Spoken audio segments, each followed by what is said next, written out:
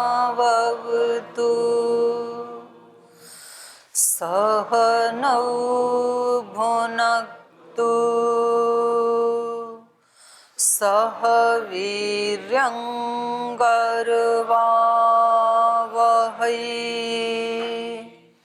तेजस्विनावधीतमस्तु मा विद्विषावहै। ॐ व्रतानां व्रतपते व्रतं चरिष्यामि तच्छकीयं तन्मे राध्यताम् इदमहमनृतात् सत्यमुपैमि। ॐ शान्ति शान्ति शान्तिः।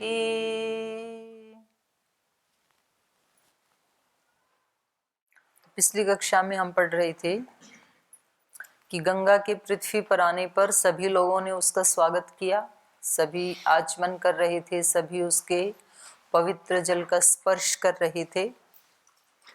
और जो शाप युक्त हो गए थे, जो गगन से वसुधा तल पर आ गिरे थे, उन लोगों ने भी तत्र अभिषेकम कृत्वा, उस गंगा में अभिषेक करके गत कल्मषा बभू, वो भी गत कल्मष हो गई, चले गए हैं पाप जिसके अंदर से, ऐसे हो गई वो भी। धूत पापः तेन तोयेन, उस गंगा के जल से वो सब धूत पापा, धुल गए हैं पाप जिनके, ऐसे हो गए, धूत पाप हो गए थे और शुभ से अन्वित हो गए थे। और फिर से वो आकाश में प्रवेश करके अपने अपने लोकों को चले गई। गंगा जहाँ जहाँ से निकली, जिस जिसने स्नान किया वो पवित्र होकर के, शुभ से अन्वित होकर के और आकाश में प्रवेश करके अपने लोक को चले गए। मुमुदे मुदितो तोकः तेन तोयेन भास्वता, उस भासमान, प्रकाशमान, ज्योतिष्मान, निर्मल पवित्र जल से वो बड़े हर्षित हुए। और गंगायाः कृत अभिषेकः बभूव गत कल्मषः, उस गंगा में अभिषेक करके गत कल्मष हो गए वो। तो यहाँ तक हमने पढ़ा था, 29 तक, 30वां पढ़ रहे थे। आपका कोई प्रश्न है तो पूछ सकते हैं। भगीरथ अपने दिव्य रथ पर चढ़ करके आगे आगे चल रहे हैं और गंगा मैया उनका अनुसरण करते हुए, भगीरथो हि राजर्षि दिव्यम स्यंदनम आस्थितः प्रायाद अग्रे महाराज तम गंगा पृष्ठतो अनुअगात। आगे आगे महाराजा भगीरथ चल रहे हैं और उनके पीछे पीछे गंगा उसका अनुसरण कर रही है। कोई प्रश्न आपका? प्रणाम दीदी जी। दीदी जी, गंगा जी भागीरथ जी के साथ में चल रही हैं, तो मतलब कि वो तो कह रहे हैं इसमें कि गंगा जी मतलब कि पर्वत आता है तो ऊपर चली जाती हैं और जब नीचे आती है तो नीचे हो जाती है, तो फिर वो कैसे चलेंगे भगीरथ जी कैसे चढ़े होंगे पर्वत पे? तो ये सब समझ में नहीं आया। इतने ऊंचे पर्वत पे चढ़ के तपस्या करके आ गए तो रास्ते के पर्वत क्या मायने रखते हैं? वो ही ऐसे रास्ते से चल रहे हैं, क्योंकि जब वहां से निकलेंगे गोमुख से तो वहां तो आएंगे बीच में पर्वत। तो उनको तो कष्ट हो रहा होगा ना, पहले आगे आगे चल। और क्या, बिना कष्ट के कोई काम में होता है क्या? कष्ट तो होगा ही। पहले आगे रास्ता बनाते हैं उसके लिए। कोई बहुत ऊंचा पर्वत है, उसको काटते हैं, तो उसके लिए पथ बनाते हुए आगे चल रहे हैं, पीछे पीछे गंगा चलती है। फिर तो आपको लगता है कि पर्वत काटेंगे इतनी देर में तो गंगा बहुत जोर से आ जाएगी, उनको ही बहा ले जाएगी, है ना? नहीं, वो तो फिर तो उनके उससे चलेंगी ना, आजिया से गंगा। हाँ, यहाँ पर ऐसे ही बताया। ये जो है ना 24 नंबर और 23 नंबर श्लोक, तो यहाँ क्वचित द्रुततरम याति कुटिलम क्वचित आयतम विनतम क्वचित अद्भुतम क्वचित याति शनै शनै। तो यहाँ पर बताया है इन्होंने, कहीं वो बहुत तेज फास्ट चलती हैं, जब पहाड़ से उतरती हैं तो फास्ट चलती हैं, और कहीं पर शनै शनै, जब चढ़ना होता है तो धीरे धीरे चढ़ती हैं, और कहीं कहीं टेढ़ी होके अपना रास्ता बनाते हैं। जब सीधी उंगली से घी ना निकले तो उंगली को टेढ़ी कर लेनी चाहिए, ऐसे निकाल लेना चाहिए घी।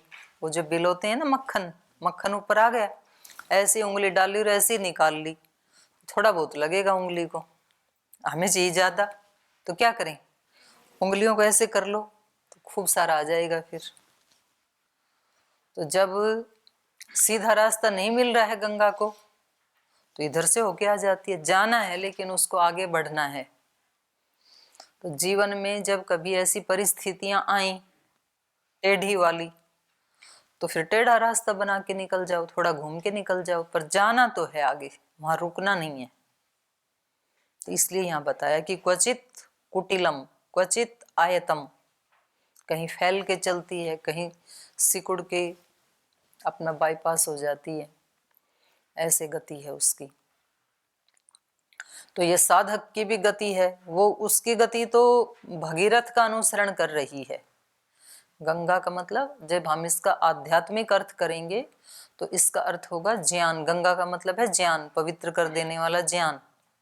तो ज्ञान तो साधक का अनुसरण करता है। जैसे साधक कहेगा वैसे। साधक कहेगा नहीं, मतलब उसको जिस प्रकार की उपलब्धि चाहिए, जो उसका लक्ष्य है, तो उसके पीछे चलेगा ना। ज्ञान तो अनंत है, अनेक प्रकार के हैं, पर इस साधक का लक्ष्य क्या है?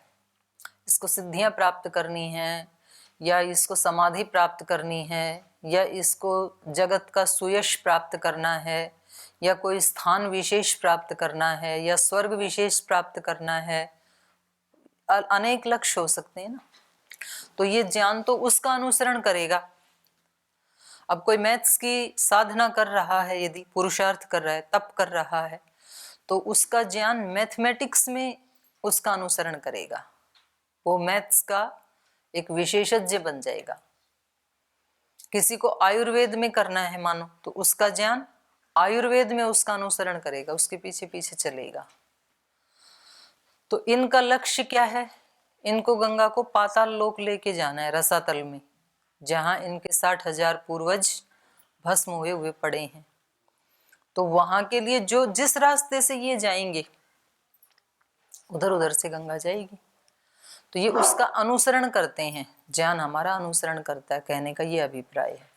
तो ऐसा तो है नहीं कोई भी मनुष्य की जिसके जीवन का रास्ता बिल्कुल सीधा है, कोई भी कठिनाई ना आई।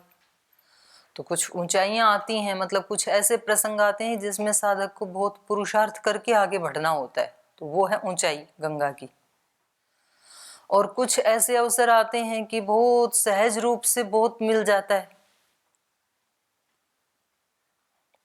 किसी व्यक्ति का जैसे शादी होती है, तो उस दिन सब लोग क्या देते हैं?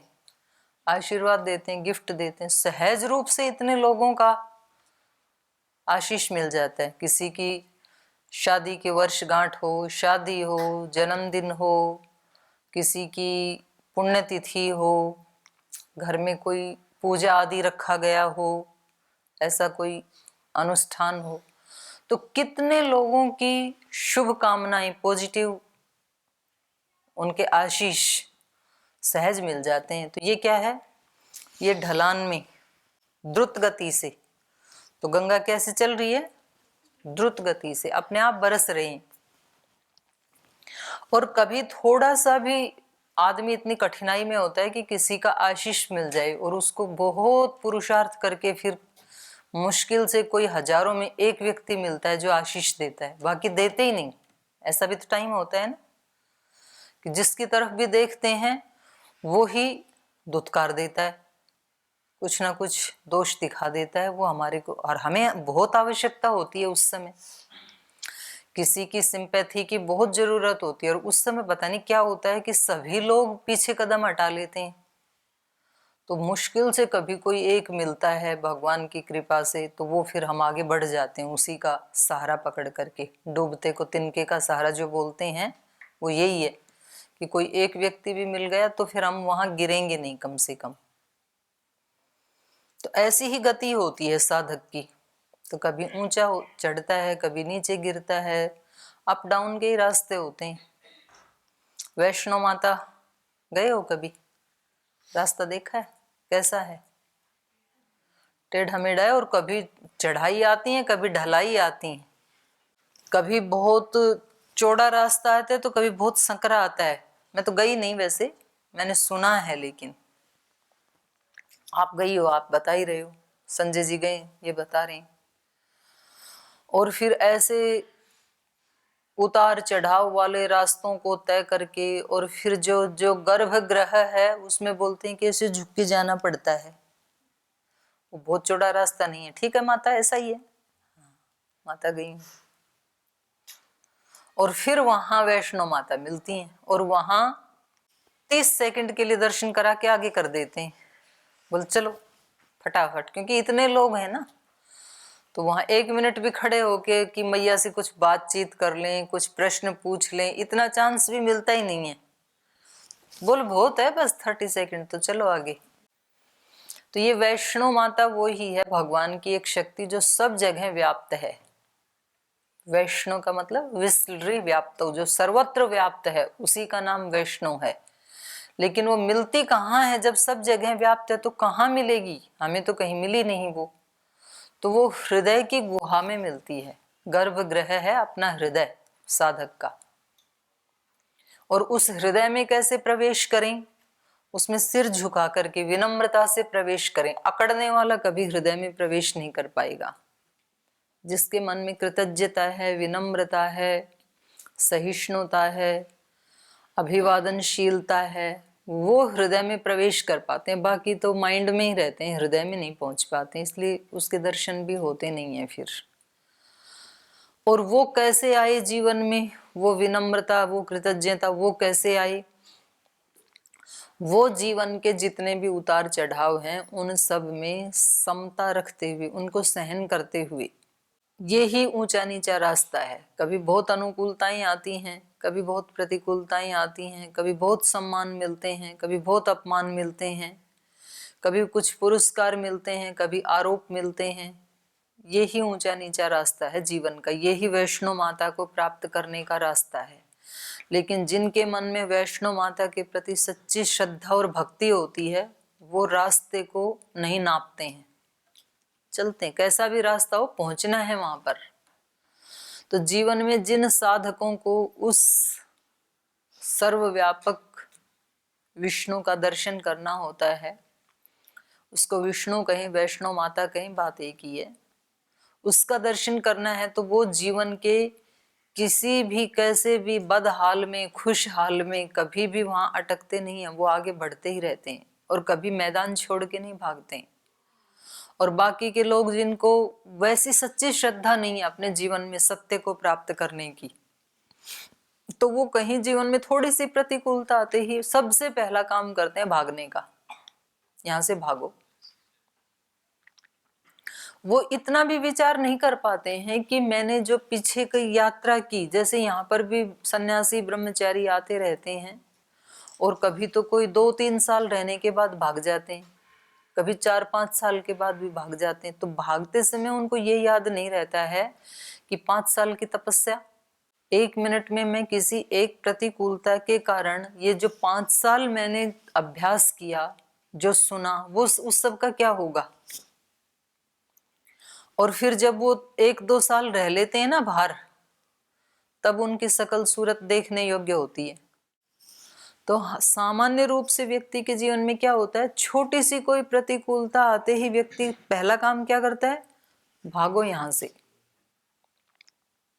और पलायन कभी भी समाधान नहीं होता है। कभी भी चीजों से भागना नहीं, जागना है कि इस स्थिति में, इन प्रतिकूलताओं में रहते हुए मुझे कैसे इन समस्याओं का समाधान निकालना है। सब तरफ से समस्याएं आ गई तो अंतिम समाधान होता है प्रार्थना। जब आपकी समस्या बिल्कुल नहीं सुलझ रही है, हो सकता है कि आपका जाना बहुत जरूरी हो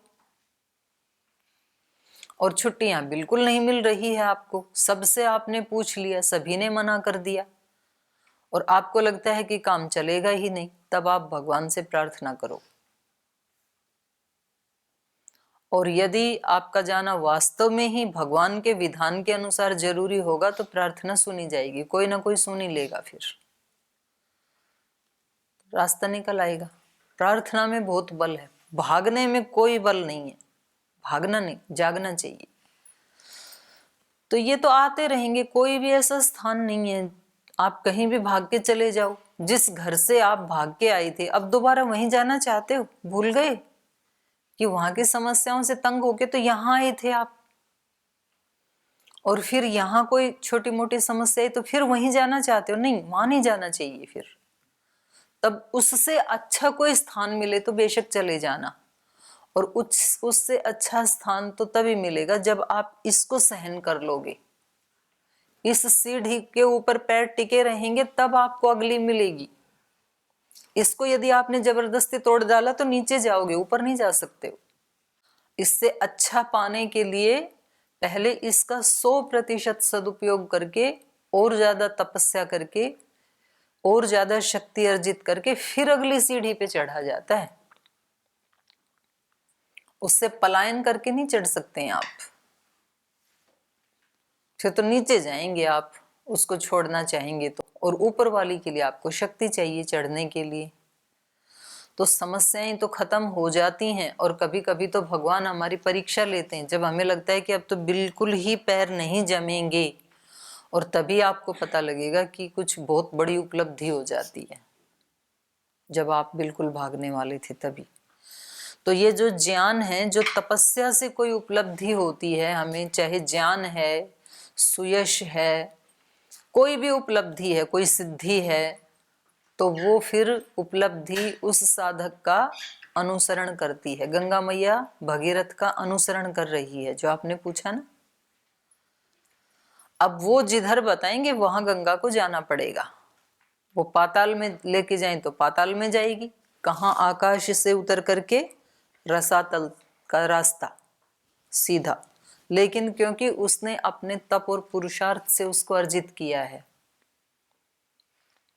तो जो योगी, महायोगी, संसार में सबसे बड़ा स्थान यदि किसी का है तो वो एक ऋषि का, एक योगी का है, देवताओं से भी बड़ा। भगवान के बाद सबसे बड़ी शक्ति किसी दूसरे के पास है तो वो योगी के पास है फिर। इसलिए गीता में भी भगवान कृष्ण ने कहा, तस्मात् योगी भव अर्जुन, तपस्वीभ्यो अधिको योगी, ज्ञानीभ्योपि मतोधिक, कर्मीभ्यश्च अधिको योगी, तस्मात् योगी भव अर्जुन। तो योगी बन।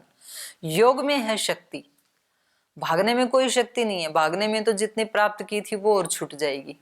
कभी जीवन में नहीं भागना। एक बार एक कदम बिल्कुल सोच विचार करके उठाना, और फिर एक बार जो कदम उठा लिया तो ये महापुरुषों की पहचान होती है कि फिर आप वहां कट तो सकते हैं, हट नहीं सकते। वहां मर तो सकते हैं, शहादत तो दे सकते हैं, पर वहां से पीछे कदम नहीं हटा सकते। सैनिकों को तो ये सिखाया जाता है, ट्रेनिंग दी जाती है। लेकिन सैनिक का जैसा ही शिष्य भी होता है। सैनिक और शिष्य एक ही अनुशासन का पालन करते हैं, और शिष्य से ही बिगड़ करके एक तो संप्रदाय बन गया सिख। जो गुरु के अनुशासन का पालन करने वाले थे, 10 गुरुओं की परंपरा है ना सिखों में, तो वो गुरु के शिष्य थे। शिष्य मतलब जो गुरु ने कहा, जो गुरु का उद्देश्य है, जो गुरु ने लक्ष्य दिया, उस पर चलते हुए हम कट सकते हैं, हट नहीं सकते। तो शिष्य से सिख बन गया, तो उनके धर्म में ऐसे ही सिखाया जाता है। और उनके धर्म में नहीं, सभी के, हम सब शिष्य हैं अपने अपने गुरुओं के। हर व्यक्ति का कोई ना कोई गुरु है और सबका गुरु भगवान है। तो भगवान की दृष्टि से तो प्राणी मात्र ही शिष्य है। तो यदि उसको अपने गुरु की कृपा चाहिए, भगवान की कृपा चाहिए, तो उसके लिए रास्ता ये है कि उस रास्ते पर चलते हुए कितनी भी प्रतिकूलता आ जाओ, आप उसमें ये सोचो कि भाई इससे ज्यादा और क्या होगा, प्राणी तो निकल जाएंगे ना, संसार की उपलब्धियां ही तो मेरे से दूर हो जाएंगी ना, तो हो जाने दो, लेकिन मैं इस रास्ते से हट नहीं सकता हूं। और तब आप देखेंगे कि आपको जीवन की सर्वोच्च वस्तुएं मिलेंगी, लेकिन वो रास्ता तो पार करना पड़ता है सबको, फ्री में नहीं मिलती है किसी को भी। तो जितना जितना जिसने पार किया, आप थोड़ा भी तसल्ली से बैठ करके शांति से आप सोचेंगे ना, तो आपको पता लगेगा कि हमारी ये औकात नहीं थी जितना हमें मिला हुआ है। जहां से हम आए थे, जो हमारी योग्यता है, उससे यहाँ हमें कई गुना ज्यादा मिला हुआ है, कई गुना ज्यादा। और करेंगे तो फिर और मिलेगा, अनंत मिलेगा। और हमारे पास तो लाइव उदाहरण है श्रद्धेय स्वामी जी महाराज का। स्वामी जी महाराज कहाँ से चले, किस परिवार से चले, और आज उनको क्या उपलब्धियां हुई, किसके बल पे हुई? तप, पुरुषार्थ, भगवान की कृपा। प्रार्थना और पुरुषार्थ दोनों साथ साथ, उससे इतना अनंत मिल सकता है एक व्यक्ति को। तो ऐसे आदर्श उदाहरण को देख करके हम 2-4 कदम तो आगे बढ़ा ही सकते हैं अपने जीवन में। तो कभी भी वो भाग के अपने गांव तो गए नहीं, तो क्या कोई भी प्रतिकूलता नहीं आई? पता नहीं कितनी अनंत प्रतिकूलताएं आती हैं। जब जब जीवन में प्रतिकूलता आए, तब तब महापुरुषों को याद करें। भगीरथ के जीवन में ठीक है, आज तो गंगा मैया उनके पीछे पीछे चल रही है, पर जो उन्होंने तपस्या की, वो अंगूठे के अग्र भाग के ऊपर 1 वर्ष तक खड़े रहना। आप कल्पना करो जरा, 24 घंटे में भी नानी याद आ जाएगी। 24 घंटे तो छोड़ो, 1 घंटे में, तो बोल जी 1 घंटा भी बड़ा कठिन है। तो सहा तो है ना कितना, आंधियां भी आई होंगी, तूफान भी आए होंगे, बारिश भी आई होगी, ठंडी भी आई होगी, गर्मी भी आई होगी। और हिमालय में कर रहे हैं तो हो सकता है शरीर के चारों तरफ बर्फ जम गई हो, शरीर गल जाए। कितनी कठिन तपस्या है। तो ये तो बाहर की स्थूल तपस्या हो गई, ऐसे अंदर मन की भी करनी होती है। बाहर की सर्दी गर्मी आदि सहन करने से शरीर मजबूत बनता है। आप में से भी कुछ भाई बहन करते हैं तो उनका शरीर, फिर उनमें रोग निरोधक क्षमता बढ़ जाती है। तो ये तो होगा शरीर का। मन का करने से मन की ताकत बढ़ती है। कई बार व्यक्ति शरीर से तो स्ट्रांग हो गया, शरीर की तपस्या तो की, मन की नहीं कर पाया, लेकिन तो फिर थोड़ी सी प्रतिकूल परिस्थिति आते ही वो विचलित हो जाता है व्यक्ति। ताकतवर है यदि तो दूसरों को कष्ट देता है, और कमजोर है तो खुद को कष्ट देता है, फिर रो रो के बुरा हाल करता है अपना। ताकतवर है तो दूसरों को कष्ट देता है फिर। तो ये दिखाता है मन का इम्बैलेंस, भावनाओं का इम्बैलेंस, भावनाओं का वीक होना। इस युग की बहुत बड़ी उपलब्धि है योग, लेकिन योग को अभी तक करोड़ों लोगों ने केवल शारीरिक रूप तक अपनाया है। योग वो लोग करते हैं जिनके शरीर में कोई ना कोई पीड़ा थी या है, या डॉक्टर ने होने की संभावना बता दी। लेकिन सबसे बड़ी वीकनेस है इस युग की इमोशनल पावर। फिजिकल पावर तो बढ़ा रहे हैं सभी लोग योग से, इमोशनल की तरफ अभी भी ध्यान नहीं दे रहे हैं। और क्योंकि 1-1, 2-2 बच्चे हैं सबके, तो सब अपने बच्चों को कैसे बना रहे हैं? फूलों जैसा नाजुक। बच्चे से पूछा जाता है कि आपको कौन सा नाश्ता चाहिए बेटा, क्या खाओगे कल? और सब माता पिता की शिकायत रहती है, बच्चे खाना ही नहीं खाते, और खाते हैं तो ऐसी डिमांड करते हैं जिसमें कोई विटामिन आदि नहीं होते। तो वो क्यों करते हैं ऐसी डिमांड? क्योंकि उनको 10 चीजों के ऑप्शन उपलब्ध हैं, इसलिए करते हैं। हमें कोई ऑप्शन उपलब्ध नहीं था, केवल एक रोटी बना के रख दी, खानी तो खाओ, नहीं तो अगले टाइम रोटी ही मिलेगी। तो भूखा मरता क्या करेगा बच्चा? रोटी खाएगा। लौकी की पालक की सब्जी बना के रख दी, खानी तो यही खाओ, बाकी कुछ नहीं मिलेगा, वही खाएगा बच्चा, खाना सीखेगा। अब रख दिए 10 ऑप्शन, तो बच्चा इमोशनली इतना वीक हो जाता है। बचपन में तो लाड चाव में खिलाते हैं माता पिता की, जो बच्चा मांगता है वो ही हम इसको देते हैं।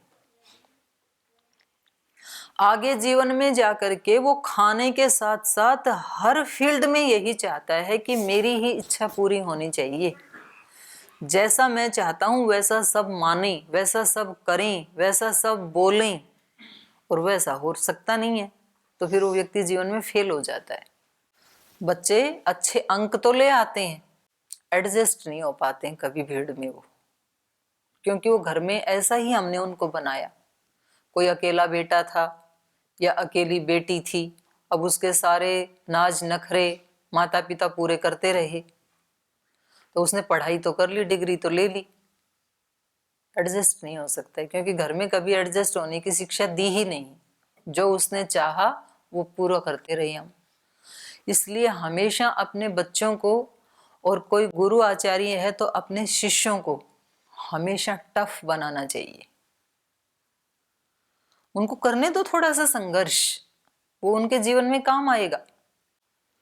कोई आपका शिष्य, जैसे मैंने तो बहुत देखा है, मैं कितने साल से 13-14 साल से पढ़ा रही हूँ, और उससे पहले भी 4-5 साल बीच में छूट गए थे आंदोलन के समय, उससे पहले गुरुकुल में भी पढ़ाती थी। जब किसी भी विद्यार्थी की, मेरी दृष्टि से, मैं गलत भी हो सकती हूँ कभी, मुझे ये लगे कि ये इसके लिए शुभ नहीं है, तो मैं हमेशा टोकती हूँ उसको। एक बार धीरे धीरे टोकती हूँ, फिर भी नहीं तो थोड़ा जोर से टोकती हूँ, और फिर जोर से टोकने के बाद यदि वो रोता है तो उसको रोने देती हूँ, कम से कम 1-2 दिन 3 दिन, ठीक है, रोने दो ना, थोड़ा सा रास्ता इसको भी तो निकालने दो। और फिर लगता है कि नहीं अब संभाल लेना चाहिए, तो फिर संभाल लेती हूँ। 5-7-10 दिन के बाद हाँ अब ठीक है। थोड़ा तो उनको टफ बनाओ ना, नहीं तो इतने नाजुक बन जाएंगे कि मतलब रोए नहीं, उससे पहले उसको पुचकारने वाला चाहिए, तो रोज रोने लग जाएगा। एक छोटा बच्चा था, तो एक बार मेले में कहीं खो गया। मेले में खो जाते हैं आजकल, तो मेले लगते नहीं है, संसार के मेले में हम सब खोए हुए हैं, ऐसे छोटे बच्चे हैं हम सब। तो किसी ने पूछा उससे, जैसे इतना छोटा सा बच्चा था, ये गुड्डू बैठी हमारे पास, तो उससे पूछा भाई तुम्हारा घर कहाँ है, माता पिता कहाँ है, उसने बता दिया।